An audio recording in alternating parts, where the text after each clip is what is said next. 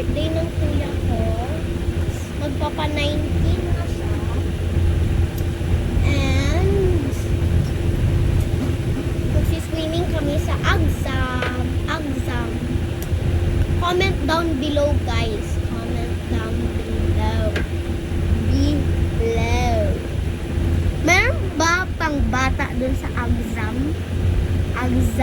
na resort? Pang bata na swimming pool?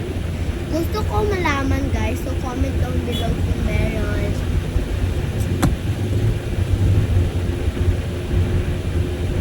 Kung gusto nyo pala, guys, na sinusuot ko ng mga swimsuit ko,